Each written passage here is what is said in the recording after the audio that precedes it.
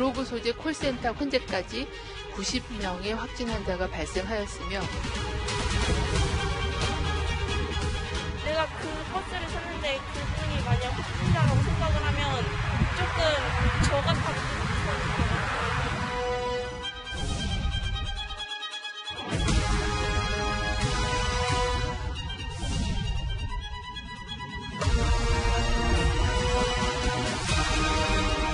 도시는 감염 사태와는 같은 양상을 띠지 않도록 촘촘하고 또 확실한 대응을 하고 있습니다.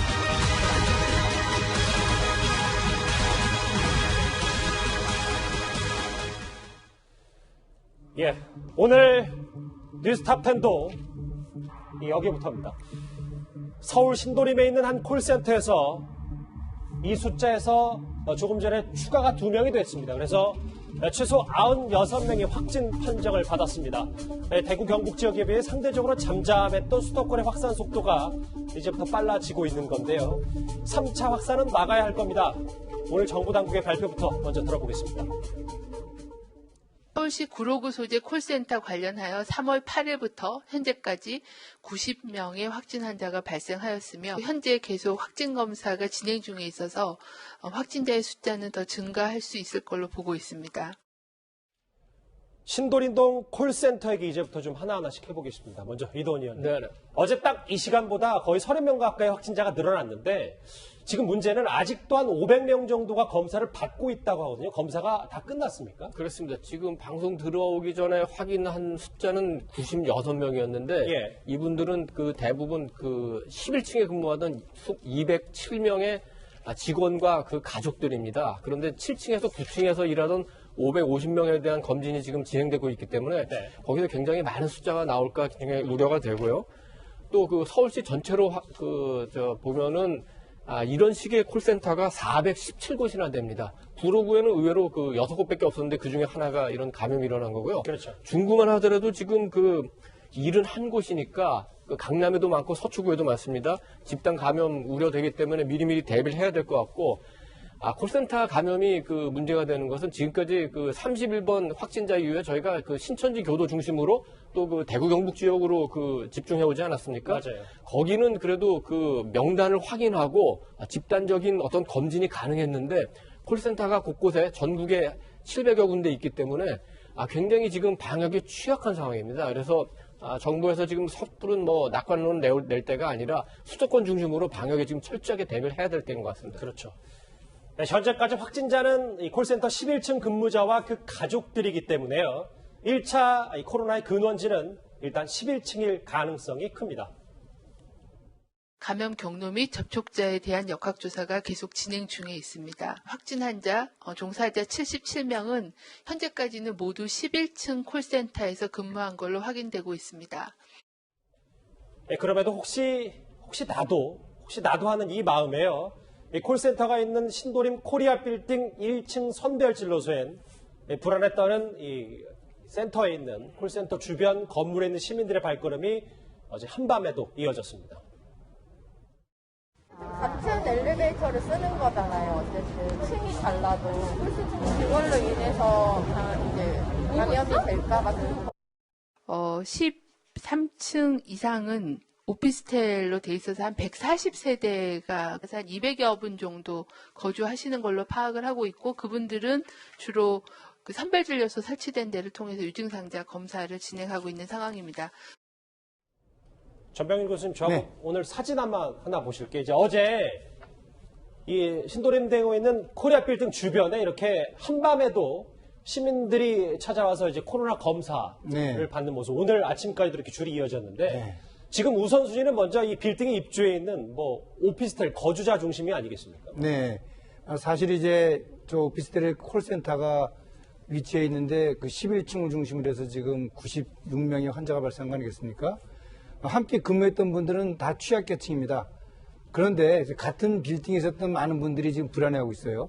근데 이번에 이제 코로나19를 보면서 대부분 밀접 접촉자 위주로 확진자들이 발생하고 있습니다. 예. 그래서 가족이라든지 직장이라든지 교회라든지 수련회 이제 이런 그 밀접 접촉자 위주들로 확진자가 발생하는 점을 감안했을 때 저 오피스텔의 같은 건물에 있었다는 것만으로 저분들이 감염될 수 있는 가능성은 대단히 낮습니다. 어허. 왜냐면은 이 직접적으로 비말이 전파될 수 있는 그런 행동들이 있었느냐, 아하. 또는 이 손을 통해서 또 이 바이러스가 전파될 수 있는 그런 행동들이 있었느냐, 이제 거기에 이제 감염 여부가 결정이 되거든요. 예.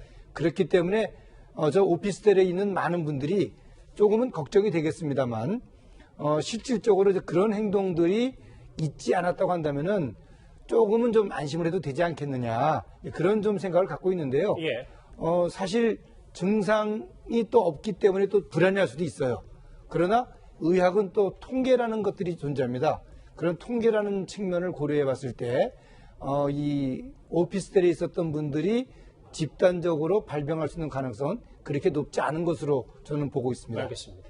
2주 전이죠. 2월 24일부터 3일 전인 3월 8일 신도림 코리아 빌딩 방문객 가운데 의심 증상이 있는 분들 오세요라고 해서 어젯밤부터 오늘까지 이렇게 검사를 받고 있는데 정 교수님 말씀은 네. 일단 너무 과한 우려는까지는 안 해도 된다. 네, 그렇습니다. 방심은 금물입니다. 네네. 자, 그런데 이제부터 이 얘기를 해보겠습니다. 제일 중요하게 짚어볼 부분은 이겁니다. 이 콜센터 직원들이요, 2월 말부터, 그러니까 2주 전부터 코로나 증상이 나타났었다는 겁니다. 정 교수님. 네. 그러니까 제가 말한 거를 좀 더 짚어보면 이 콜센터 확진자들 혹은 코로나에 노출된 이들이 꽤 장기간 감염됐다는 거네요. 네, 그렇습니다. 최초 그 확진자가 이제 확인된 이후에 이 서울시에서 방역당국과 함께 이 근무자들을 대상으로 확진 검사를 하지 않았습니까? 그 역학조사 과정에서 28일부터 증상이 있는 분들이 계속해서 확인이 되고 있어요. 예. 한 분은 이제 이 28일 날 인후통 증상이 있으면서 의료기관 진료를 받으면서 이제 근무를 했다. 또 한 분은 29일, 또 한 분은 2일, 이런 식으로 그 첫 확진 환자가 나타나기 이전부터 증상이 있었고, 그로 인해서 지속적으로 근무를 하는 분들과 교차 감염이 있었을 것으로 지금 우려가 됩니다. 그렇죠. 또 그렇게 되면 또 그분들이 감염이 되고, 또 그분들은 이 일상생활하는 가운데서 가족이라든지 친지들과 접촉하면서 2차 또는 3차 감염까지도 발생할 수 있는 그런 시간이 있었기 때문에 이 구로 콜센터의 감염은 사실상 서울시에서 상당히 폭발적인 그런 우려가 있는 감염 양상이다, 그렇게 보고 있습니다. 그러니까 정 교수님이 아까 앞서 지적했던 것처럼 과한 우려는 금물이다라고 말씀하셨잖아요. 네. 그럼에도 불구하고 이번에 이 콜센터에서 감염된 확진자들이 며칠 전에 감염이 된 게 아니라 2주 전부터 있었다면, 여기 보면 커피숍, 웨딩홀, 산후조리원, 국회의원 후보 사무실, 이 오피스텔에 사시는 분들, 걱정이 이만저만이 아닌 건 분명하잖아요. 그런데 저 같은 건물에 있는 분들과 예. 아까 말씀드린 것처럼 비말이 접촉될 만한 그런 밀접 접촉이 있었느냐, 그 부분이 이제 감염 여부를 결정 짓는 건데, 예. 가족이라든지 또 함께 식사를 할 수 있는 그런 지인들의 경우에는 밀접 접촉이 지속적으로 이루어졌을 가능성이 높습니다. 그러나 저 신도림 콜센터가 위치한 건물에 있는 그 입주민들이나 상가 입주자들의 경우에는 아마도 그렇게 밀접한 접촉이 있지 않았을 겁니다. 그렇다면은 너무 과한 그런 공포감, 그런 것들은 사실상 좀 생활을 위축시키는 그런 부분이 아닌가 저는 생각을 합니다. 그래서 지금 이 확진자 대부분이 11층에서 나온 게 그 그렇습니다. 말씀하시는 거죠. 네네. 그럼 정 교수님, 제가 지금부터 얘기할 이 부분은 어떤지 볼게요. 네. 미스터리가 있습니다. 어디서 어떻게 신도림 콜센터에 코로나가 노출됐냐는 건데요. 신도림 콜센터 주변 유동인구, 그리고 이 콜센터 건물 안에 있던 이 5대의 엘리베이터, 승강기를 주목해 볼 필요가 있습니다. 아까 정 교수님께서 이 비말, 그러니까 뭐 침이 튀기는 이런 정도의 수준이 아니면 오피스텔에 사시거나 혹은 뭐 산후조리원이나 커피숍까지는 걱정 안 하셔도 된다고 했는데, 네, 그렇습니다. 문제는 이 오피스텔에 5개 승강기 중에 4개가 같이 있으면 네. 이 부분 승강기에서 전염됐을 걱정도 저희가 해봐야 되는 건 아닙니까? 네, 현재 저희가 이제 2009년도 신종플루 또 2020년도에 코로나19를 경험을 하면서 그 같은 동선에 있었다는 것으로 확진자가 그런 발생한 건은 지금 없습니다. 예를 들어서 뭐 승강기에 같이 있었다, 또는 백화점에 같이 있었다, 이런 것들만으로 확진 판정을 받은 사례가 없다는 점은 역시 그 비말이 전파가 될 만한, 전달이 될 만한 그런 행동, 예를 들어서 재채기라든지 기침이라든지 아니면 또 지속적인 대화 그런 것들이 그 동선상에서 이루어졌다고 한다면은 그 마주보고 있는 사람 또는 옆에 있는 사람한테 이 감염의 가능성은 있습니다만 그렇지 않은 경우라면 감염 가능성은 낮다. 예를 들어서 얼마 전에 그 명성교회 부목사님이 감염이 돼서 아파트 입주민이 엘리베이터 안에서 감염이 된 것으로 알려진 바 있지 않습니까? 그 경우도 최종적으로는 그 엘리베이터에 탄 그 아파트 입주민은 음성 판정이 났습니다. 이런 것들을 비춰봤을 때 상가에 있는 분들이 너무나 큰 공포감 그런 것들은 갖지 않는 것이 좋겠습니다. 정 교수님. 그러면 이거네요. 결국 중간 정리를 좀 해보면 네. 뭐 건물 1층부터 19층까지 준비가 돼 있나요? 화면을 한번 같이 볼까요? 이게 중간 정리를 좀 해보면 그러니까 만약에 11층 안에서만 확진자가 나오면 좀 가슴을 쓸어내려도 되는데 만약에 다른 층이 확진자가 나오면 그때부터 좀 얘기가 달라진다. 뭐 이렇게 정리를 할 수 있겠네요. 아무래도 이제 그런 경우에는 그 접촉자가 사실이 확인이 되는 경우죠. 예를 들어서 뭐 CCTV라든지 또는 휴대폰 GPS라든지 그런 경우에서 이제 서로 간에 일치점이 있다. 그렇게 되면은 말씀하신 것처럼 가능성이 있습니다. 알겠습니다. 일단은 이 빨간색으로 표시된 11층 중심으로 지금 확진자가 나오기 때문에 네. 이 확산세만 막으면 증폭되는 건 막을 수 있다. 알겠습니다.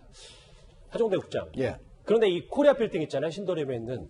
여기가 감염원이 오리무중인 것 가운데 뭐 여러 이유가 있겠지만 유동인구가 좀 많고 주변에 이 혼재되어 있는 신도림역과 이 부분을 좀 많이 살펴봐야 한다고 하더라고요.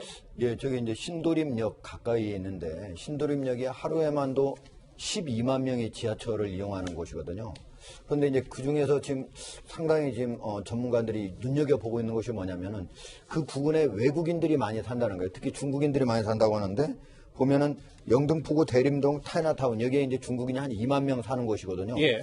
거기가 직선 거리로 1.9km뿐이 안 떨어져 있고 또 구로구 가리봉동 연변거리 여기는 2.4km 그리고 금천구 독산동의 차이나타운도 4.3km 그러니까 중국인 타운 중국인이 우리의 이제 전체 외국인이 200만 이상 우리나라에 있는데 그중에 중국인이 절반 이상이거든요. 그중에서도 3개월 이상 체류하는 중국인이 12만 명 조금 넘는다는데 그중에서 몇만 명가량이 바로 이 신도림역 부근에 가까이에 살고 있는 거예요. 그래서 혹시 지금까지는 어디에서 이것이 발원을 했을 것인가 하는 게 확인되지는 않고 있지만 혹시 외국인들이 많이 살고 있는 밀집 지역에 있기 때문에 혹시 거기에서 시작된 것이 아닌가 하고 지금 추정하고 역학조사를 하고 있습니다.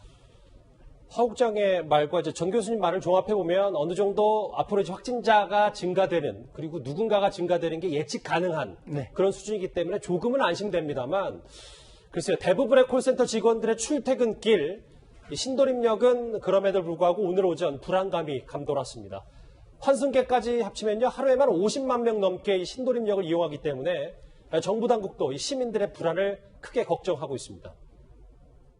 불특정 다수가 또 밀집되게 사시기 때문에 지하철이나 철도 또는 버스 뭐 이런 부분에 대한 우려가 있으신 건 압니다. 사람들이 많이 손이 닿는 그런 부위들을 소독제를 이용해서 하루에 자주 닦게 하는 그런 전반적인 소독, 환기, 위생관리를 강화하는 게 필요하다고 생각하고 전 교수님, 만약에 지금 오늘 화면을 좀 보면 오늘 신도림역에 출근길의 표정들, 이제 마스크를 쓰고 굳은 얼굴로 이제 출근하는 분들, 글쎄요, 영화 속 한 장면 같은 느낌까지 들 정도로 꽤 음산한 부분. 코로나 전국이 얼마나 지금 국민들에게 많은 마음이 무거워지는지 알 수 있는 사진까지 봤는데, 이 접촉자가 만약에 신도림역으로 출퇴근을 많이 했다면, 확진자가.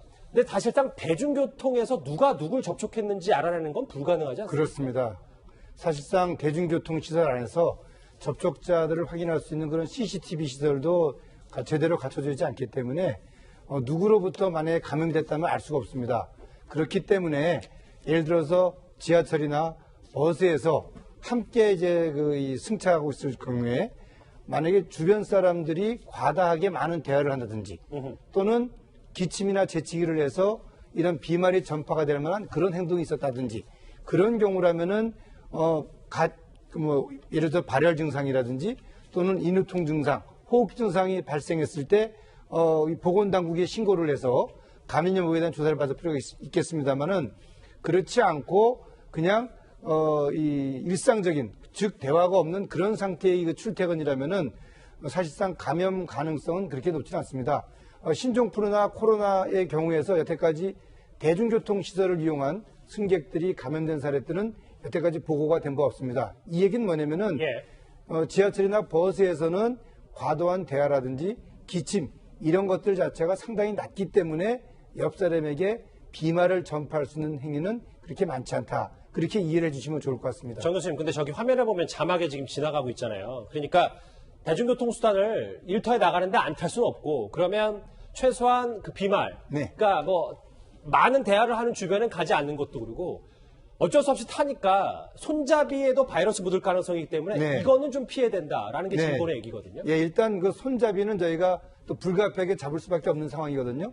그럴 경우에는 이제 하차를 한 이후에 예를 들어서 뭐 화장실에 가서 흐르는 물에 손을 씻는다든지 아니면 준비된 손 세정제를 가지고 손을 씻음으로써 이 손을 통한 바이러스 전파를 막는 것은 좋겠습니다. 직장 생활을 하는 가운데서 수시로 손을 씻는 것이 이번 코로나19의 유행을 막을 수 있는 가장 좋은 방법 중에 하나로 이해를 해주시면 좋겠습니다. 이해가 됐습니다. 자, 그런데 걱정은 됩니다. 콜센터발 확산에 벌써 2차, 3차 감염이 조금씩 나오고 있습니다. 장혜철 변호사님, 확진자의 남편이 마을버스 운전하시는 기사분인데 지금 여기까지도 확진 판정을 받아서 금천구 마을버스 노선이 지금 벌써 단축 운행이 되고 있습니다. 네, 서울 금천구에서 마을버스 운행하는 A씨가 확진 판정을 받았는데 이 A씨의 배우자가 콜센터 직원으로 앞서 확진 판정을 먼저 받았습니다. 그런데 문제는 이 해당 A씨가 운전하는 금천 01번 마을버스가요. 독산역부터 금천구천역을 운영하면서 굉장히 많은 사람들이 이용하고 특히나 출퇴근 시간에는 버스 안에서 자리가 남지 않을 정도로 붐비는 노선이라고 합니다. 예. 이분이 지난 6일부터 8일까지는 계속 하루에 8시간 이상 오후 2시부터 11시 40분까지 버스를 운행했다고 기록이 나와 있는데 이 기간 동안 버스 안에서 많은 사람들이 밀집했을 때 바이러스가 더 퍼진 것 아니냐는 우려를 할 수밖에 없지만 다행히 운행을 하시는 동안은 운전기사분께서 마스크를 계속 착용하는 상태였다고 합니다. 예. 그런 부분 생활 속에서의 마스크 착용이 얼마나 좀 많은 사람들을 안심시키는지 알 수 있는 하나의 다행스러운 사례라고 할 수 있겠고요. 그러나 마을버스 이용했던 분들 역학조사해야겠죠. 또 한 분 같은 경우는 이제 군인인데 이 군인이 확진 판정이 나왔습니다. 상근 예비역으로 서울에서 근무하고 있습니다. 그런데 모친이 콜센터 직원으로 확진 판정이 나온 만큼 이 11층 콜센터 직원들의 가족들 사이에서도 이제 확진세가 퍼져나가고 있거든요. 이것이 지역사회의 집단 감염으로 유행하지 않도록 선제적인 조치가 더욱더 필요하다 이런 말씀을 드려야겠습니다. 자, 그리고 또 하나 제주도를 놀래킨 확진자의 행보 하나가 있습니다. 이도원 의원님. 네. 이분 있잖아요. 신도림 콜센터 상담원이 증상이 있었는데 불구하고 제주도 여행을 뭐 12시간 정도 있어서 이게 좀 논란이 있더라고요. 굉장히 그 아쉽고 안타깝고 굉장히 조금 그러니까 경계가 되는 약간 얘기인 것 같은데요. 그 3월 7일 날 이제 그 혼자 제주 여행을 갔습니다. 근데 4일, 그 사흘 전부터 기침이나 인후통 같은 그 증상이 있었습니다. 근데 사실 저희가 1월 20일 날 첫 그 확진자가 나온 다음에 지금 한 달 반 가까이 이 코로나 뉴스가 온갖 그 중요한 뉴스를 다 장식하고 있지 않습니까?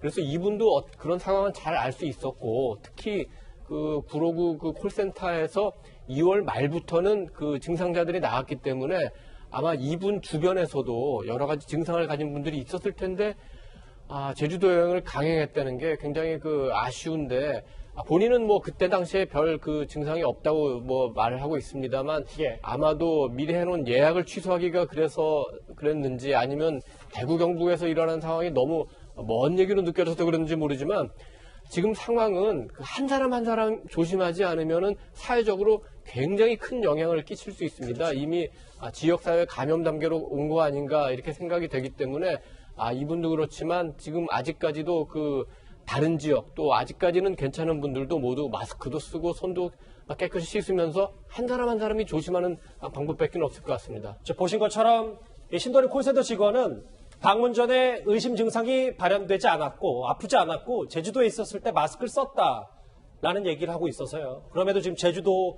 주민들도 좀 많이 조심하고 있습니다. 아까 저희가 이 뉴스타트 시작할 때는 96명이라고 말씀드렸는데 한 명이 더 추가돼서요. 지금 신도림동 콜센터 관련 확진자가 97명, 이제 100명에 육박하고 있습니다. 뭐 각 지자체별로도 나오긴데 서울 66명, 인천, 경기 다 두 자릿수 확진자입니다.